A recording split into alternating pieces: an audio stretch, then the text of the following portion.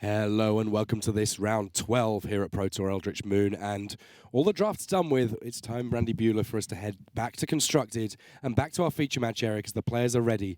Let's see what they got for us.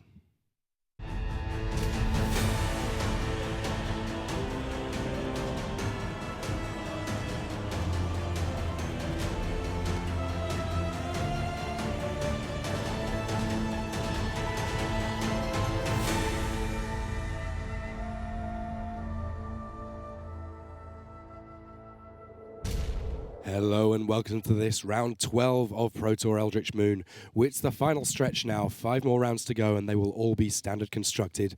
I'm Tim Willoughby, joined by Hall of Famer Randy Bueller, and let's take a look around our feature match area. A lot of talent here, but on our main table, well, first up this man, Antonion Del Moral Leon. He's won a Pro Tour and he's come along with a very interesting deck. This deck is sweet. Mono Red Eldrazi. We'll see how that one plays out soon enough. But his opponent, we've had him in the feature match area quite a bit already. This Brian Braun-Duin. Last weekend, he locked up a World Championship invite as the top performing player at Grand Prix. And now he's looking to see if he can have a great time in Australia with a top 8 on top of that. And Platinum is on the line for him, too. He needs 12-4 to get to Platinum. So top 8 would be awesome. Platinum would be awesome. They basically come together. And yeah, he's on Black-Green Delirium. We started to crunch the numbers in terms of the day 2 metagame. The Black-Green Delirium decks killed it yesterday. These have been by far the most successful decks at this Pro Tour so far. Brian is on the slightly more aggressive version of it with 4 Grim Flayers rather than Grapple. But yeah, this basic strategy seems like it is the breakout strategy of the weekend so far. And you called it there with Grim Flare. That the 2-drop in play for Brian Braun-Duin on the second turn. Starts off as a 2-2, has Trample. Whenever it hits your opponent, you get to look at the top 3, put any number that you want in the graveyard. So filtering your draws a little, setting up Delirium a little, and once you get to Delirium, well, that's when things get really exciting because +2/+2, pretty relevant on a 2-drop with Trample. It seems like a majority of the Black-Green Delirium decks are running Grim Flayer as their 2-drop, but there is definitely a healthy chunk that grapple with the past and sort of a bigger end game rather than an aggressive bent to them. First blood to Brian Braun-Duin, though. As he looks on and sees what on the face of things might look like a red-blue deck, we kind of know from looking at this list that Shivan Reef, yes, while it does tap for 2 different types of mana that are relevant. Taps for colorless. Colorless mana is very much the important piece here. Shrine of the Forsaken Gods and Shivan Reef initially from Antonion Del Moral Leon, and well, when he gets enough mana going, he has some very powerful threats. We can see Ulamog in his hand, but for now it's going to all be about sort of ramping up and getting to that later game. This deck is Oblivion Sower, Ulamog, Ruin Processor, all in the main. The sideboard has Reality Smasher, Thought Knot, Emrakul, Kozilek. He's got all 3 Eldrazi Titans in his 75. Rumors of their demise at the end of the Battle for Zendikar block, very much exaggerated. And here is a Matter Reshaper from Del Moral Leon. At the moment, Brian Braun-Duin hasn't really been able to get things going in terms of Delirium too easily. Until this point, there were only lands. Casts a removal spell there in order to at least up the amount of card types in his graveyard. Clears a path. You really want to hit with Grim Flayer. I mean, if you're a Grim Flayer version of the deck, you just have to clear a path and keep hitting with that guy.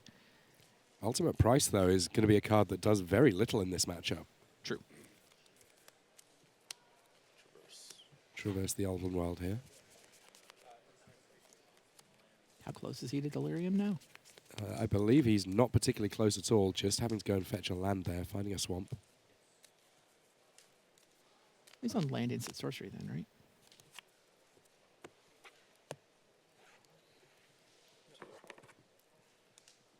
This is the point where he may well be able to score Delirium, sees at least one more Grim Flare off the top of his deck.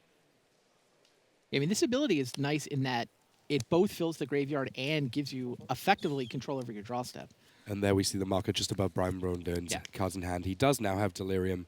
That means the Grim Flare in play is a 4/4, and, well, a whole host of things that he has going on just get much more powerful. Yeah, he might have wanted to draw a Grim Flare next turn, but needed a creature in the yard, so there you go. Now, Kozilek's return in Del Moral Leon's hand. It's an interesting one that's had a big impact on this Pro Tour, not so much necessarily when it's being cast for 2 damage, but when it triggers on an Eldrazi, an expensive Eldrazi coming into play. 5 damage to your opponent's team, or, well, to the board, I suppose, is a big change to the board state. Yeah, and Brian had seen that Kozilek's Return go to Antonio's hand via Matter Reshaper, so he was particularly eager to hit Delirium and turn his Grimflayer into a 4/4. Yeah, until this point, it had been 2-point swings, but now we're looking at 4-point chunks coming out of Del Moral Leon's life total. He's going to have to find something fast, though it must be noted that Brian Braun-Duin right now, once you look past that Grimflayer, does not have very much going on. Yeah, it's a good point.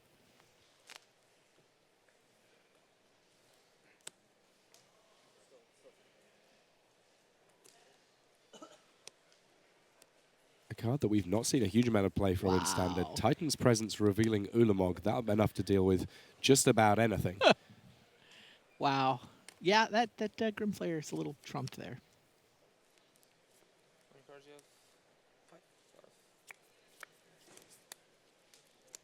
All right, Del Moral Leon's been able to buy some time. I would guess that a play fairly soon from him will be a Hedron Archive, building up his mana base so that the big powerful threats can come down. BBD did draw another Traverse, I think. Yeah, here he goes. And now, with Delirium enabled, Traverse the Elven Wild goes from being a perfectly fine mana fix to something more exciting. Goes for another Grim Flare here. This is the easiest way for him to keep on the pressure. Some of the Delirium decks do run Mindrak Demon, but it looks like, in terms of what BBD has going on, he's not gone in that direction. He does have a couple copies of Ishkana, but would not have been able to play them this turn, so he went Grimflayer there. And of course, the ubiquitous one copy of Emrakul, the Promised End. A lot of this tournament is really people figuring out what the best shell is for Emrakul. Is it a Delirium shell? Is it an Emerge shell? Is it some crazy 4-color hybrid with prized amalgams? A lot of Emrakul floating around. Just a little shrug there from Antonion Del Moral Leon as Grimflayer comes in, knocking him down to 12.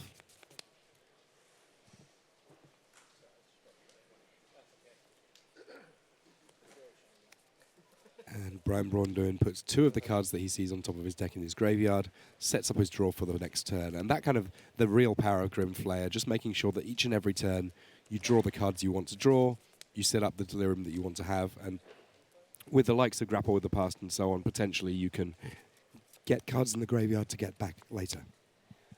Yeah, Grapple and Grimflayer tend not to go together.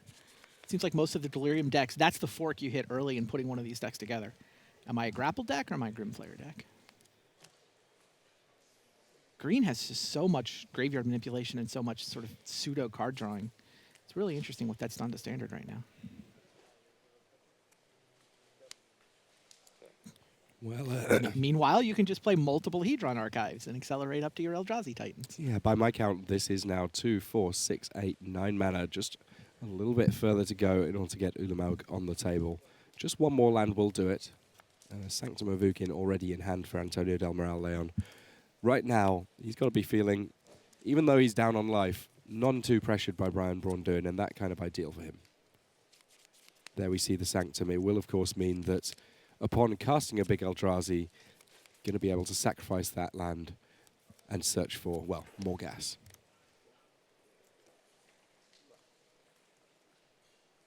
I find myself wondering how much Brian knows about what he's up against. I mean, we have deck lists. It's easy for us. These guys don't have deck lists. They don't even know who they're going to play against until they get to the tables, the way the pairings are being posted now, which I think is a great change. And this is certainly one of the more unusual decks in the field as well. Right.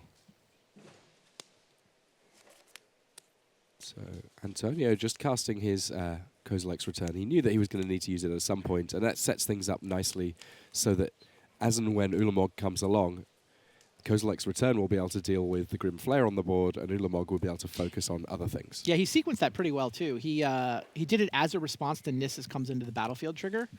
BBD was going to get the land, which if he would then have played to potentially flip the Nissa, but Kozilek returns an instant. Nissa dies before she can flip.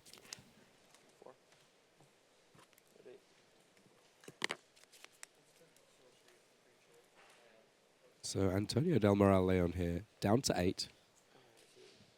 But this is the point where his deck really kicks into another gear.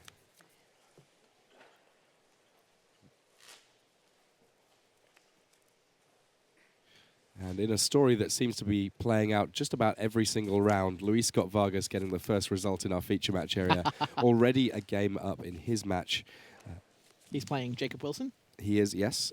Jacob Wilson on Black-Green Delirium. And this was the deck that Luis kind of turned around and said, well, look, here's the thing about Bant Company. People think that they have a good matchup, but I've played this deck quite a lot. It's not as good as they may believe. Yeah, in particular, I think that Luis believes other people test game 1 too much and don't realize how much better Bant Company gets when it gets to sideboard. Especially in a matchup against sort of a more control-ish deck. Like, being able to take out your Dromoka's commands and put in real cards for the matchup, you know, negates or what have you, helps a lot. He thinks Bant Company is significantly underrated by this field, in particular because people just didn't test after sideboarding enough. Well, Ulamog, the Ceaseless Hunger, has entered the battlefield, and indeed a second copy has been fetched by Antonion Del Moral Leon. That enough to square things up. Yeah. In spite of having been down on life for basically the entire game, one Eldrazi Titan enough to win game 1. We will get to see some more Magic soon enough, but first, these messages. Put what you've learned from watching the Pro Tour into action next weekend at Game Day. Test your skills and your new standard deck at a store near you.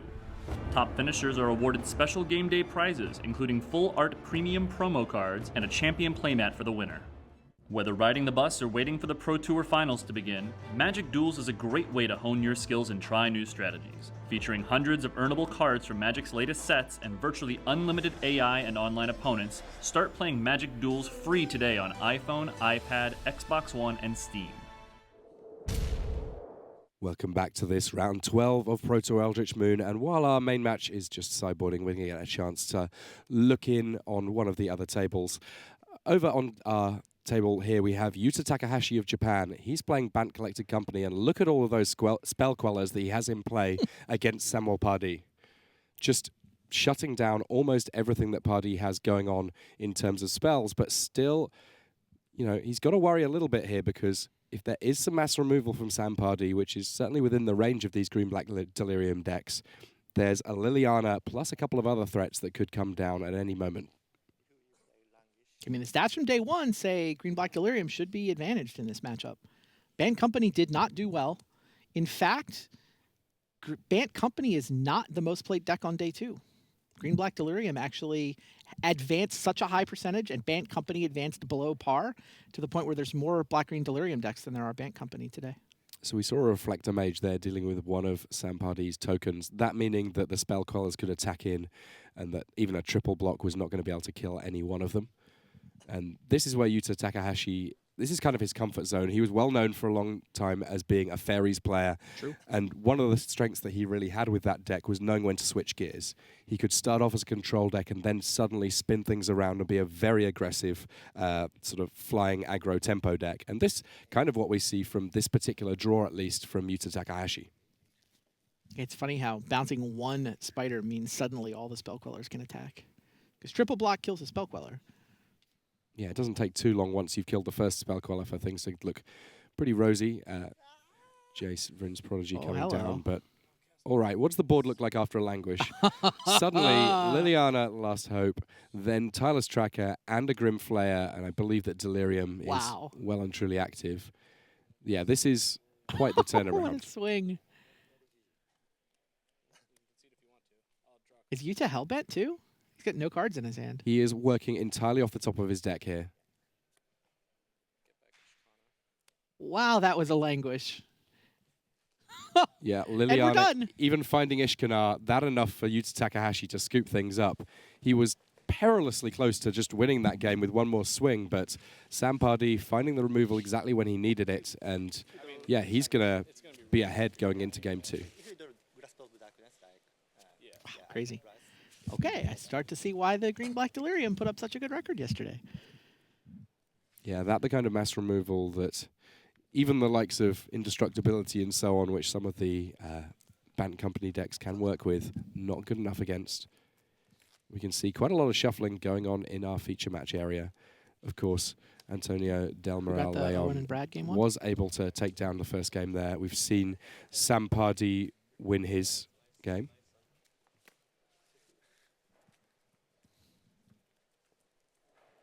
Luis Scott Vargas on the back table, currently a game up.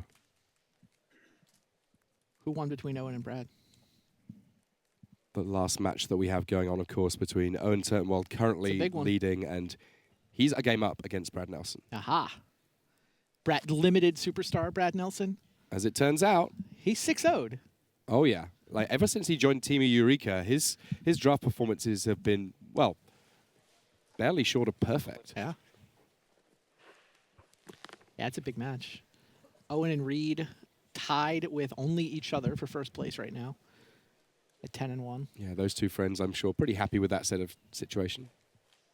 Yeah, Reed still has to lock up Worlds, too. Reed's in a position where every win, it takes his chances of getting an at-large bid to Worlds go up. Basically, one more probably locks it. Like at 10 wins, his worst case is a 10-6, which is still, I think, 6 or 7 pro points, which might be enough. You know, one more win, even if he doesn't make top 8, should get secure Reed a spot at Worlds. And while Antonion Del Moral Leon checking out his opening hand, which has Oblivion, Sower, and Ulamog, who are kind of a combo, it looks like Brian Braun-Duin having to send back his 7. Brad Nelson, by the way, on the other side of the Worlds bubble coming in this weekend, he had some real work to do and has been doing it.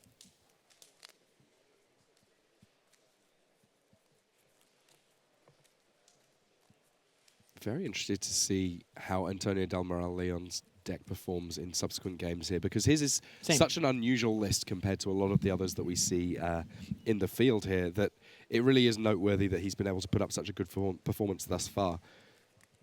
Yeah, I agree. After sideboarding, there is an Infinite Obliteration available to Brian Braun-Duin, which may well prove important. And of course, the Seasons Past Dark Petition plan means that Brian Braun-Duin, he can become much more controlling as a deck here. He keeps a hand, though, that is characterized by lands Nice. and just a Sylvan Advocate. Scry's Grimflayer to the top. A choice of 2 drops, and goes with the Grim Flare here as a Majoring Network, the first play for Antonio Del Moral Leon. All of these utility lands producing colorless mana. But, the top of Brian Braun-Duin's deck has been very, very kind to him. Looks like Liliana may well be the next play from our Grand Prix Master. He earned the first top deck with a Scry, but the Liliana was free. And of course, Grim Flare setting up his draws even further.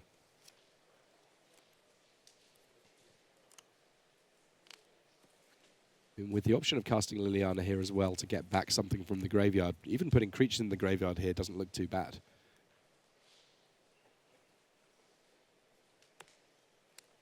Looks like just the 1 card going back on top.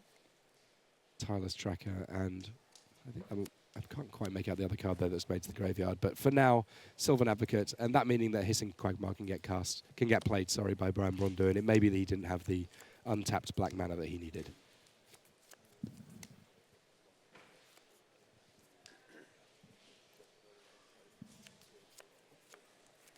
No, I think he had it, chose to play it this way.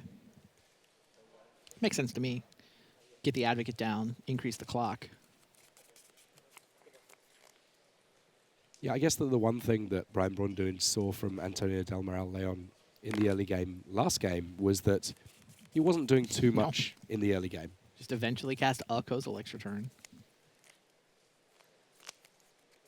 Infinite Obliteration already in hand for Brian Braun-Duin, and that could spell disaster for Antonio Del Moral Leon.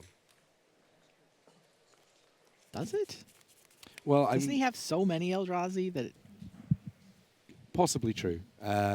It'll be interesting to see what Brian Braun-Duin names first here, because he does not know Antonio's deck list. Right.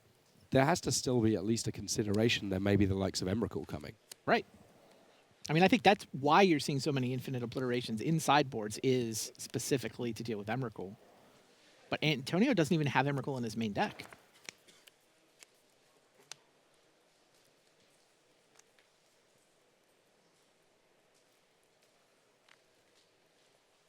I love the next level tech too.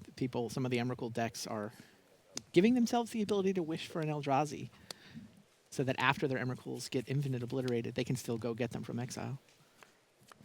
It's a nice play. It's one that I know that Owen Turnwald has in his list. Yeah. Coax from the Blind Eternities fetching Eldrazi, not just from outside the game in terms of sideboards, but also just simply from exile. Antonio here, just checking out exactly how Liliana works. It was those two, and then this was the yeah. So since they were revealed, we know which is the. Yeah, it looks like Liliana here may have put Milled an one extra too many card. 8 cards in the graveyard here. It's Yeah, a and weird. Brian said, yeah, I did. I just milled 3. Yeah. He was thinking Grimflayer, which hits in chunks of 3. And Yeah, so it's kind of a messy one actually with the Delirium decks. You've got Vessel of Nascency doing 4. You've got Grapple with the Past and Grimflayer doing 3. Liliana doing 2. You do need to make sure that you play these correctly. We'll put it back and we will shuffle in the unknown part of the library, which is basically all of it, if I'm not wrong. So I mulligan to the scry to the top. Yeah. So basically, this one should be shuffled back Okay. because you look at an extra card that you should. Yeah. This is called looking at extra cards, and this will be the fix. Okay. So you get to shuffle Okay. cards in the deck. Okay. You're getting a warning because of that. so he gets a warning, and they put the card back in shuffle. Yeah, functionally this was looking at an extra card. Makes sense. Admittedly, it was looking at an extra card that was in the graveyard and is now getting shuffled back in. We're shuffling into the portion of the deck that is sort of known to still be random at this point, which, given that Brian Braun-Duin scried to the top of his after his mulligan, is the entire deck. Right, but had his initial scribe into the bottom, they would have left that card on the bottom Correct. and shuffled the rest of the deck. Fair enough. I'm gonna get back Grimflayer with ability. Now we finish resolving Liliana. Grimflayer back into his hand. Cast Infinite Obliteration. Ulamog, Ceaseless Hunger. Ulamog was his name. That was the one he saw. And he hits. You know what? When he goes back through the rest of Antonio Del Moral Leon's deck, not only will he get a chance to check out exactly how the Spaniard has sideboarded, he will find some more copies of Ulamog in there. He sees an Oblivion Sower is probably the card he's now got to be worried about. Yeah, I mean, it's Oblivion Sower and a bunch of land. And some of the land does some stuff, but And then Mr. Shoe. Yeah, the Oblivion Sower is certainly a sizable body. It becomes especially powerful when there's already lands exiled to other abilities, or if you're casting multiple Oblivion Sowers, so that sort of the second one can get extra lands and so on.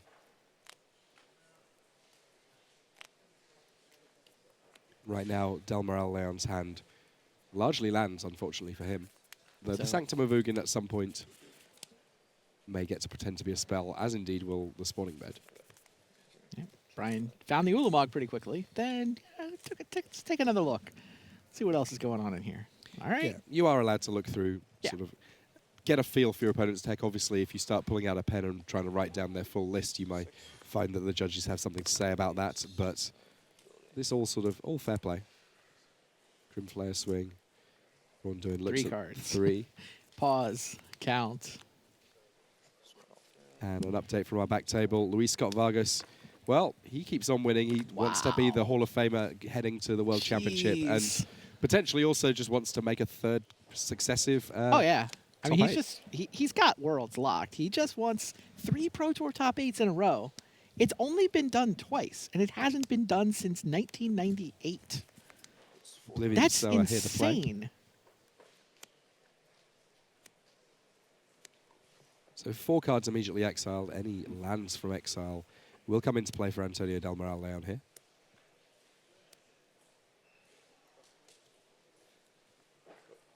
I got to give credit to Senny1 on Twitter for coming up with that stat, by the way. The 3 consecutive Pro Tour top 8s. It's John Finkel, I know, did it. Scott Johns is the other one. Yes. Back at the very start of the... Right. Gonna make this. Was that literally Pro Tours 1, 2, and 3? I don't remember. It might be 2, 3, 4. 2, 3, 4 sounds about right to me. But that was enough for Brian Braun-Duin to take it in Game 2. As it turns out, but Antonio Del Moral Leon, once his deck loses its big finish, he's in a lot more trouble. And, of course, Yeah. a sizable clock being presented by Brian Braun-Duin throughout that game. a very fortunate set of draws for him after having had to start off with just lands and a Sylvan Advocate. The Sylvan Advocate actually took a while to come down. See Luis wandering out. It's like, yeah, they keep throwing these Black-Green Delirium decks up against my Bant Company. I keep beating them. I don't know what everybody's on about. Bant Company seems fine. Well, let's have a look at Bant Company from one of our other matches. Let's go and see how things are going with Yuta Takahashi now, because he is playing Bant Company against Black-Green Delirium, and right now he appears to be on the wrong side of a legendary spider. Indeed. Ishkanar Grafuido, along with friends on the battlefield. 3 of those friends want to reach spider tokens brought along by Ishkanar herself.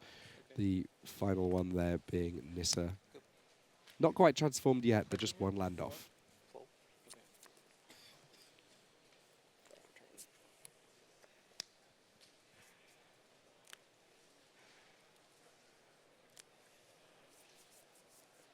The live total is currently 15 to 14, and one has to think, based on what I've seen of some of the matches with Bant Company, Yuta Takahashi kind of needs to get a bit more done early if he was going to win this match. Yeah, it sounds right to me too.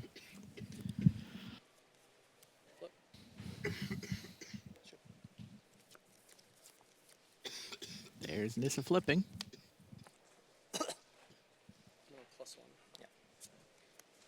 Goes for the plus. Gets a land into play.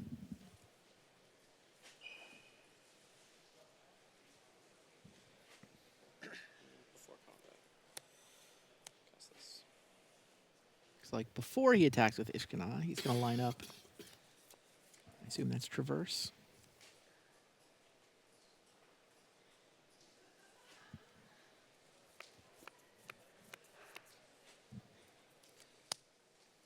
You got a 14. No, says Yuta Takahashi. There's the negate.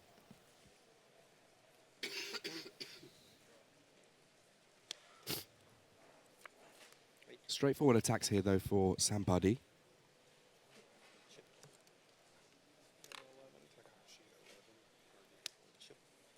And with Liliana, you wouldn't necessarily even mind too much if his big spider went to the graveyard, because there is a way of getting it back now. Absolutely true.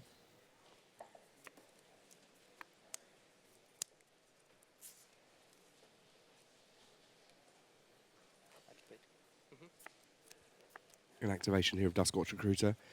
Find Sylvan Advocate with 6 lands in play, so that's a very solid pickup with 3 mana remaining.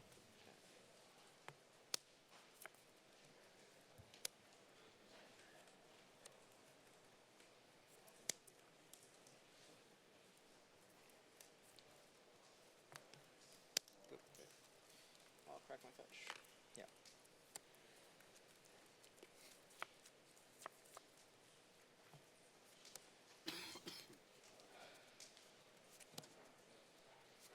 And you're on 3 cards now? Yeah, 3 cards now. So Takahashi doing a good job of keeping cards in hand here, but facing down a sizable team, he's going to have to be a little careful going forward. 2 Planeswalkers. Tricky for the Bant deck to deal with, though. These days, Bant Company does have a few more flyers.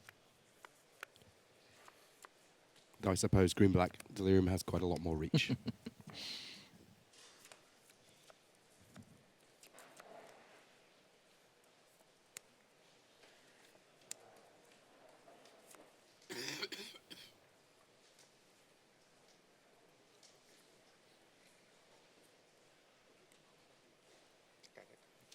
Plus there.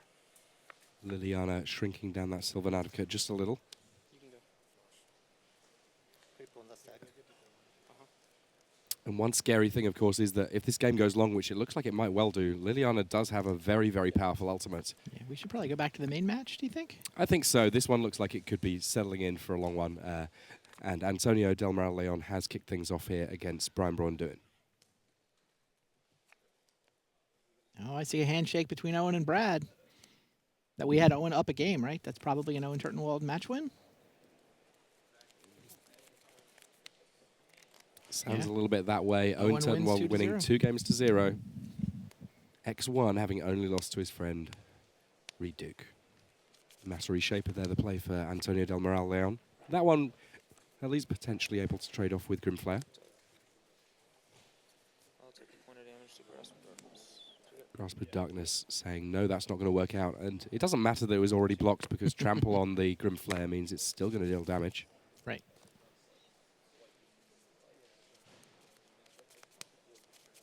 Oh, and Turnwald, by the way, just earned himself not 1, not 2, not 3, but 4 consecutive win-and-ins for top 8.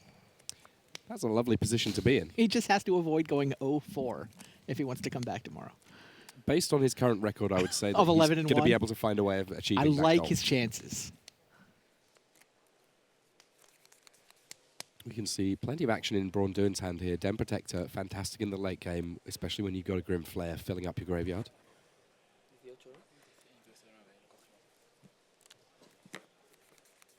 Yeah, we wouldn't normally sound so confident about a 12-4 making the top 8, but only 302 competitors here this weekend.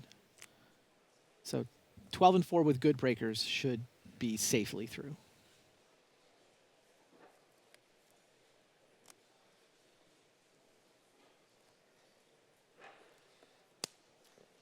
Here's a Hedron Archive. Antonion Del Moral Leon investing in the future here. This is going to cost him a little bit in the short term, though, because that Grim Flare, who just lives in the red zone, loves to attack.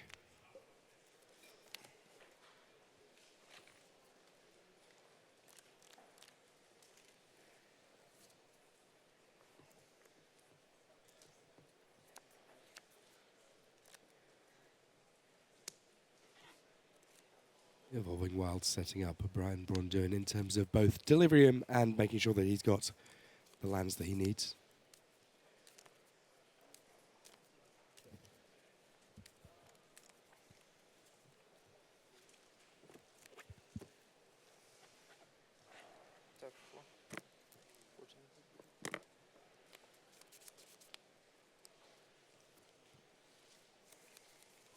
It's easy to look at Grim Flare initially and think, well, it seems kind of underwhelming. A 2-2 for 2 with, trample that doesn't feel that relevant and this ability that isn't immediately obviously a plus. You're putting cards in your graveyard.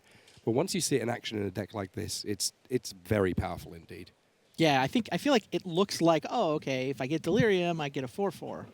But that ability does a lot more than just get you to Delirium. Controlling your draw steps is quite powerful. Powerful enough that Brian Braun-Duin happy to throw out a second copy of the Grim Flare. There you can see it. All of that text there, very, very relevant here.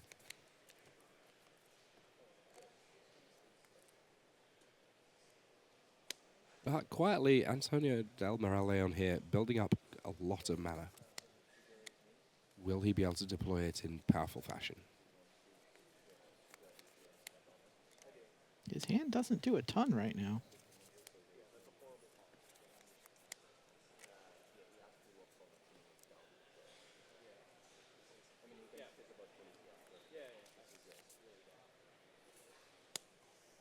I mean, Matter Reshaper's not big enough to turn Titan's Presence on. Yeah, just a Warping Well and Titan's Presence left in Antonion Del Moral Leon's hand here. He really needs to draw into one of his gigantic Eldrazi, or this could be a swift game for Brian Braun-Duin. Yeah, I think the Hedron Archives may be cashed in for cards here if Antonio's next draw step doesn't help. Yeah, I would expect here that after sideboarding, Brian Braun-Duin has adjusted his removal package a little bit. No longer perhaps running the likes of Ultimate Price, but we can see the likes of Murder in his hand, so still plenty of removal available to him. That's 5 damage there. Well, we've just heard back from that match with Yuta Takahashi's Collected Company deck. Sam Pardy able to take it down in 2 straight games, so it's not as if Collected Company is winning for everybody. We know that it's winning for Luis. Just Luis. We have no proof that it's winning for anybody else. That sounds about right. Yeah, 60% of the players in the field made it to day 2, and only like 50% of the Bank Company players made it through. Maybe even been under 50. Definitely advanced people well below par. And this, our last match in the feature match area, Brian Braun-Duin having to go to game 3 in order to potentially take it down against Antonion Del Moral Leon, but representing a lethal board here with Antonion Del Moral Leon on just 8 life and 8 power of Grim Flayers in play for BBD.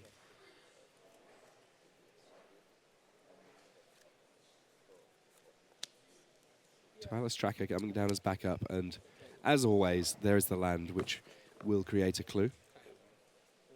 Potential here for BBD to crack the clue immediately, draw a card. And Sylvan Advocate, currently a 2-3, but one land away from becoming somewhat larger.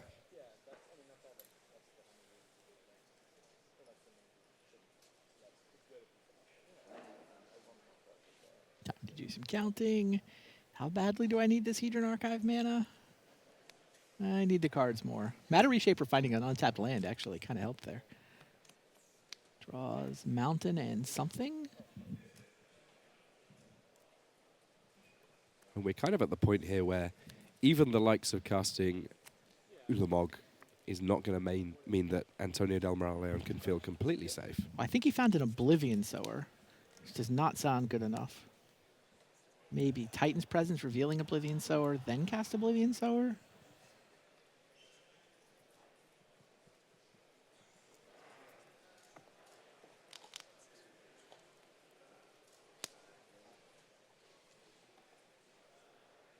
He's got a Shrine.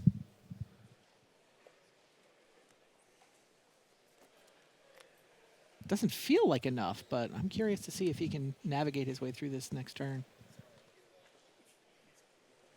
Looks like Titan's Presence is the way to kick things off here. Yeah, so down goes one Grim Flayer.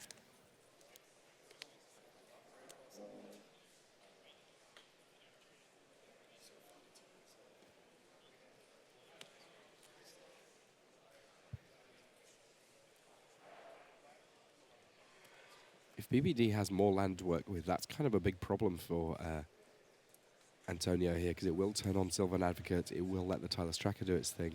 The scary thing is that spells are not exactly what he wants to see either. About the safest thing that he can see on any one turn is a creature that doesn't add much extras to the board. Yeah, Antonio's just worried about trying to not lose to the board that's already in play. His late game doesn't look much better. Yeah, there's land number 6. Yeah, Swamp only very briefly sitting in Brian Braun-Duin's hand. Much more powerful in play. 2 clues now Den available. Protector and Murder.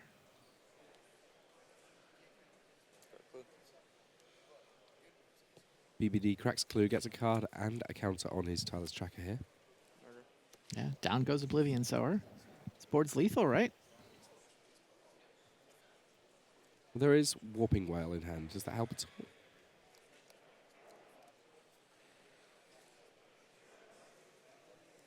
Not enough, I don't think. Murder here leaves Antonion Del Moral Leon pondering. And there's the handshake. Brian Braun-Duin logging it up. 2-1. And he certainly, I think, may have got caught by surprise a little in game 1 because this is an unusual deck in this standard field. But the Green-Black Delirium deck, it has a lot of tools and sees a lot of cards.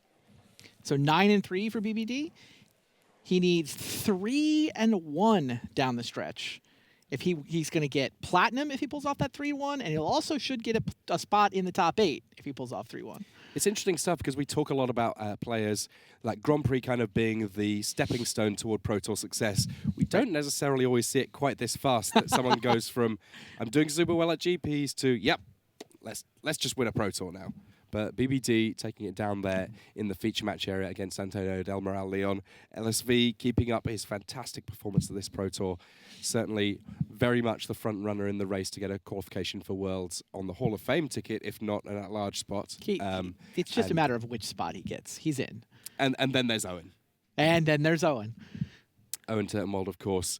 Currently, just the one loss, that to Reed Duke in the last round in draft, 5-1 in draft, and, well, lots and 0 in constructed. Fantastic performance. He's for just keeping him, poor of Oliver course. Tew at bay in the constructed master race. Yeah, the Owen may constructed wind up master winning race, that yet one another way accidentally. that Owen could potentially be at Worlds. We will be seeing him at Worlds one way or another. It's just a matter of how he's going to get there. And, of course, Owen was in the finals of Worlds this time last year in PAX, or nearly a year ago in PAX last year. I feel like there's a legit rivalry brewing between Seth and Owen. Oh, I yeah. mean, you think about it, Owen was the consensus best player in the game for a couple of years there.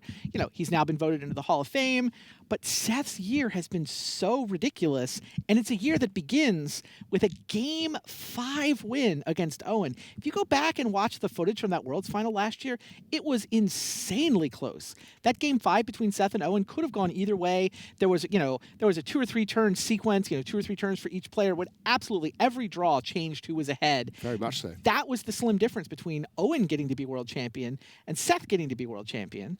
And now Seth, since that world championships, has just rattled off this crazy hot year this year to where people are starting to wonder, maybe Seth is the best player in the game right now.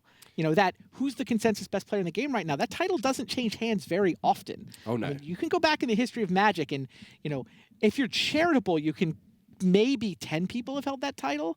Maybe it's only 5. And right now, it's either Owen or Seth, and I think it's a legit conversation. I think Owen would prefer people just left it his. Well, based on his performance this weekend, he's certainly putting up a very strong argument for exactly that. Agreed. I mean, if he passes Seth for this Player of the Year title, then it's this like maybe Seth is but no, it's just still Owen. It's been Owen for a couple years. It's still Owen. Those are the kind of stakes he's playing for right now. Absolutely. I mean, it's amazing how we think that he's very close to top 8 at this point. Yes, there's a few rounds to go, but yeah, he's going to get there, assuming he is able to win probably one of his last matches. But he's playing for a lot more than that in terms of glory at this point. Yeah, I mean, and these edges are so small that you don't actually know, but whatever. It's still fun to talk about. But round 12 is in the books now, so we're going to head things back to the news desk because there's plenty more information to bring you about how things have been going here at Pro Tour Eldritch Moon.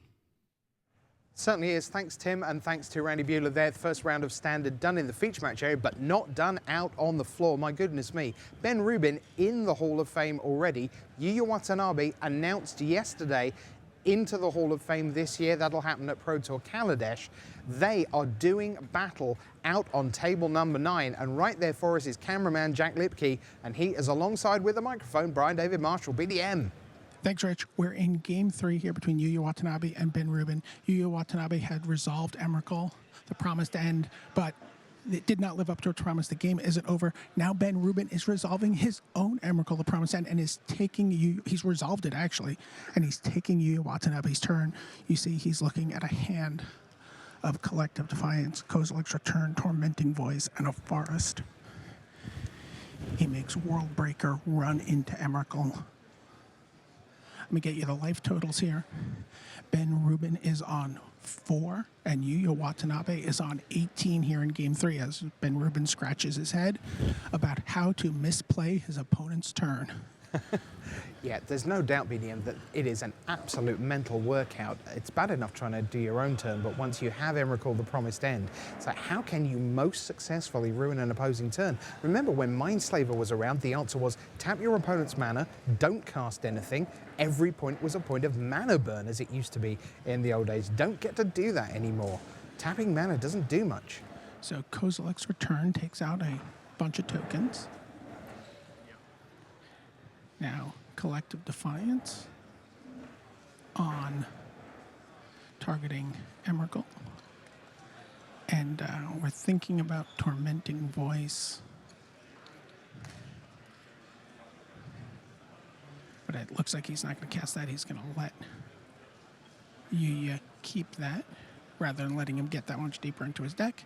And so now we've seen 2 Emrakuls resolve. And, the Promised End did not come on either side. Last time I saw 2 Emrakuls resolve and the game carried on, that was when Thomas Enervoldsen won a Legacy Grand Prix. Different Emrakul, though. Yeah. Okay, Tormenting Voice for Yuya Watanabe. He draws 2 cards. There is Chandra, the Flamecaller. No. A shrug of the head from Ben Rubin. Everybody attacks and extends the hand. Wow. Yuya Watanabe wins the match. We've got some more action here on the floor, though. Another Hall of Famer. Mm-hmm. That is Raphael Levy playing against Joel Larson, the Pro Tour champion. And we're going to try to get you in on that action here. And So I'll try while to get you, you an update on the live scores. Yeah, so while you just head on in there, worth pointing out that Raph Levy, a single point behind Pierre Dajon for the French World Magic Cup slot, already a World Magic Cup winning captain. Joe Larson leads the Swedish race, 8 points ahead of Magnus Lanto. If Larson can win a few more, he's at table 31 right now, he would probably need 2 or 3 more wins to lock up that captaincy slot. And he is very much in the thick of the at-large race for the Europeans as well, for World Championship possibilities. I can tell you right now that Joel Larson is at 8 and Raphael Levy is at 18. And we believe this is game 3.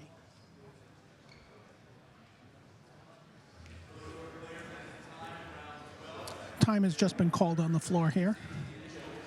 I'll see if I can determine if there's any additional time on the run. It doesn't look like it. It looks like we're going to be going into extra turns here.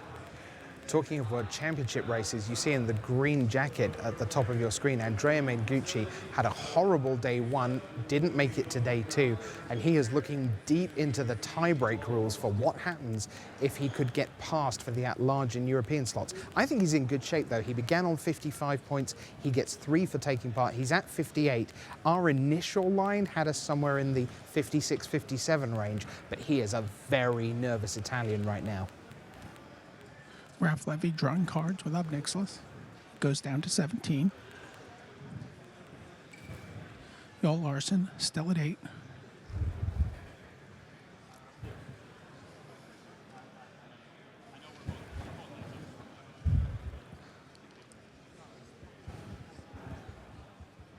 Can you get a look at Raph Levy's hand from that angle, Rich? Not quite. We've got 5 cards in hand right now.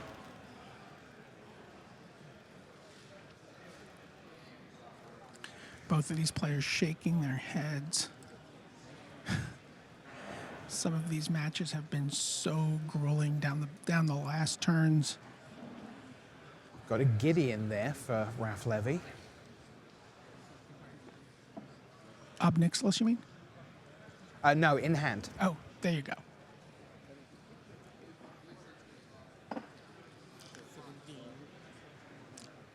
Game. All right, Raph Levy, head in hand. Crowd full of heavy hitters along the rail watching. You see Ivan Flock. You see Mate Zadelkai, Andrea Mengucci, Pierre Dejean. A little bit behind them, Sean McLaren and Mike Sigrist standing by to see what happens here. And also one of Australia's finest players in the past, Aaron Nicastri. There's Sigrist and Sean McLaren. McLaren not quite doing the job to get the Canadian captaincy. Alexander Hayne led that one. Pascal Maynard still in the thick of that race. But Jacob Wilson is the big news in that one. He is still fighting away. Although I do have a feeling that he lost to Luis this round. So Wilson at 9-3 has 1 loss to give in his hunt for top 8. Raph Levy takes a point of damage to cast Gideon, makes a token. Jason Chung, by the way. Also gets a token off of Oath of Liliana at the end of the turn. Sorry, Biddy, I'm just going to say that Jason Chung, by the way, the New Zealand captain presumptive, he actually had to play fellow New Zealander Zen Takahashi in that last round. They were on table 7, teammates and friends and colleagues, of course.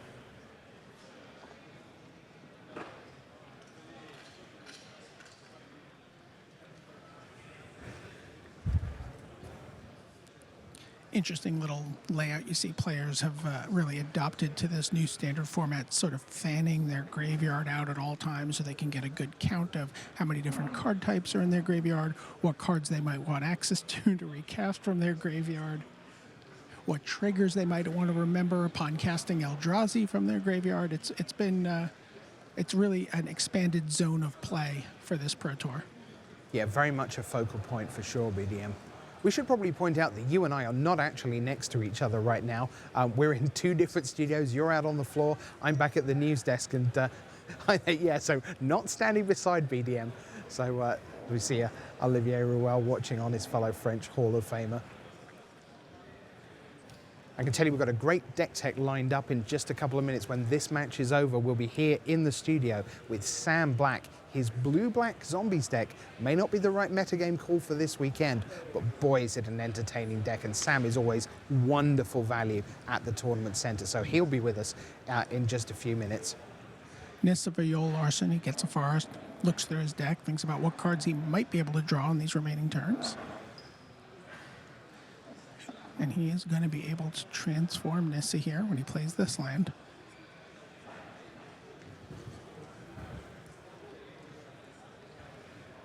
And he does.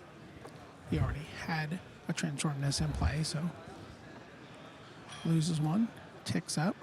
There's a Traverse the Ulvenwald, casts Traverse, the Green Sun Zenith, as it were. Mm-hmm.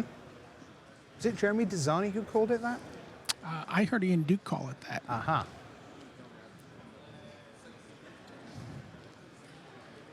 Couple of interesting choices for Joel Larson here. He's thinking about maybe a Den Protector. He's thinking about Nish Kana.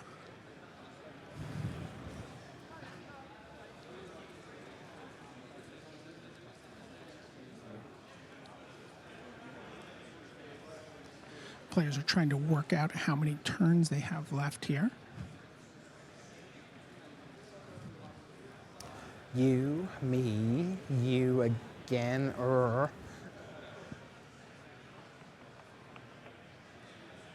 So right now, Joel Larson is on turn 2 of extra turns. That means he will get one more turn, and Raf Levy is going to get both turns 3 and 5. Should it come to that. And it certainly may. So there is Ishkana. There is Pilgrim's Eye. Thins is a deck of a forest. I love it when cards like Pilgrim's Eye that are so obviously good in limited to fix you make that kind of leap to the next level, and it's like, hey, this is actually part of my constructed deck now.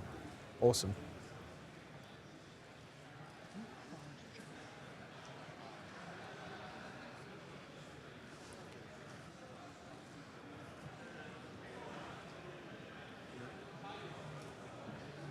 There is Jeremy Desani from Harryuya Pros.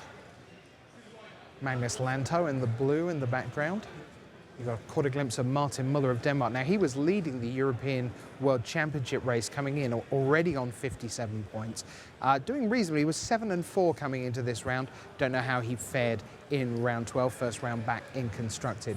But Muller certainly in prime position for at least an at-large slot, even if not for one of the European slots. A lot of European players, though, BDM did very well down the stretch. Could get very, very tight before we're done.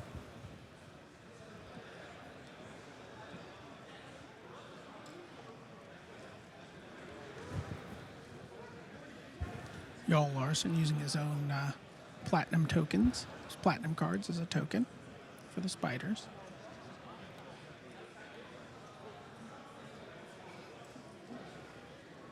We talked about sportsmanship and integrity in the Hall of Fame announcement, and these two, yep, they get 10 out of 10 for both of those. It's great fun playing them, losing to them, hanging out with them, watching them, learning from them. Great ambassadors for the game, the pair of them.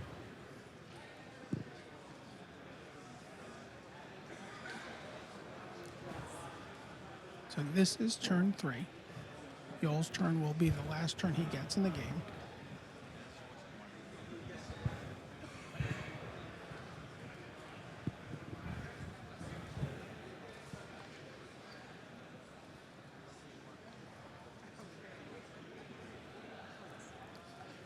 This one of just 3 matches remaining. Try to work this out.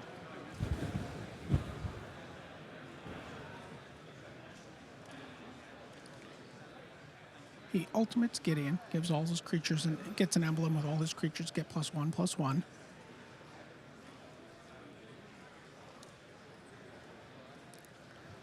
Plays a Westvale Abbey.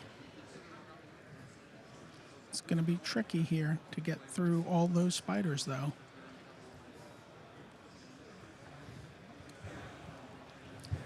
2 lands in hand for Joel Larson. He's got the land from his Pilgrim's Eye and a land he just drew for the turn. Yeah, let's count those lands for Westphal Abbey.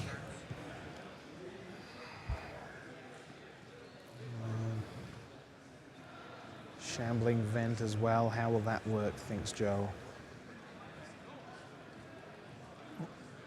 Raph Levy on 15 life, Joel Larson on 8.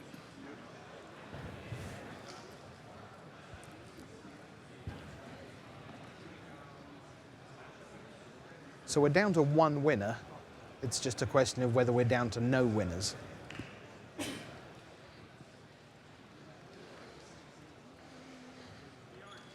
It's always interesting to me watch the expressions of players as they come down to the final turns in this tournament. Like, it feels like they're really in agony. Like, there has to have been something else they could have done earlier. There's so many decisions in these matches.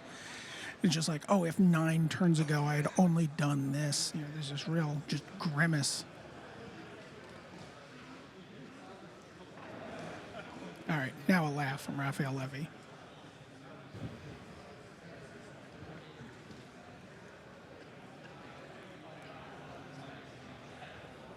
You are now watching 100% of the remaining matches in round 12 here at the Pro Tour. From first turn to last. Liliana, the Last Hope, comes off the top of the deck from the Nissa activation.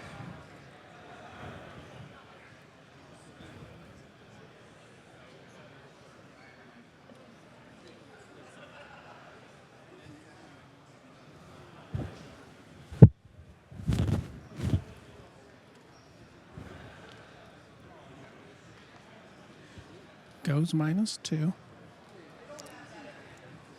Returns Emrakul, which again seems like such a terrible flavor loss, but and Joel confirms that I get his next turn, and that counts as the 5th additional turn. Oh, correct? that is daggered for Raphael Levy. I mean, he just rocks back there.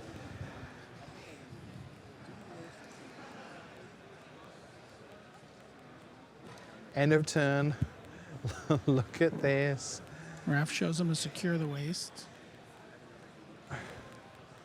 And I have another Gideon, he says.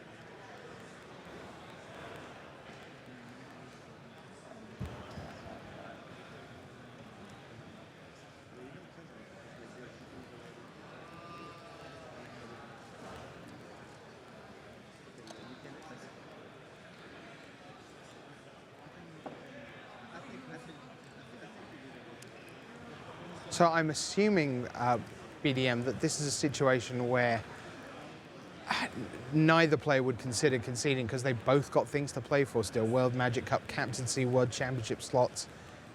This is going to be a draw, right? I believe so. Now, Joel Larson's going to take the turn. He's like, you draw a card.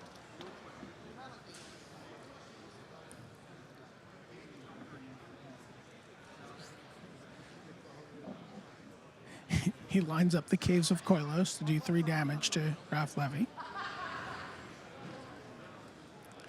Another 2 with Read the Bones.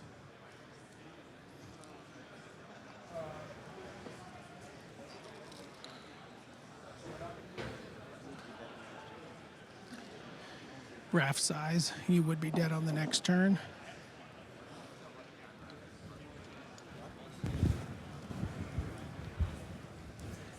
And that is the match. And it is a draw. Yep. It is a draw. It makes Neither sense. player wins. We've seen this a couple times, and that's going to happen a lot when we go to the floor for the matches that are at time. Sending it back to you at the news desk, Rich. All right, thanks so much to BDM there with literally the last match of the round. Now, Paul Rietzel has just defeated Pascal Maynard. Paul Rietzel goes to 8-3-1, so he's clinging on by his fingernails because he's got 4 rounds to go. So he keeps on winning. He can still get there. Owen Turtenwald and Reed Duke, they couldn't be paired against each other last round or indeed down the stretch at all. They played yesterday in Constructed. They both won they both continue to pace the Pro Tour at 11-1. But it's Deck Tech time, as promised. Very special guest. Always terrific to hear from him. Let's get over to the video wall and Sam Black.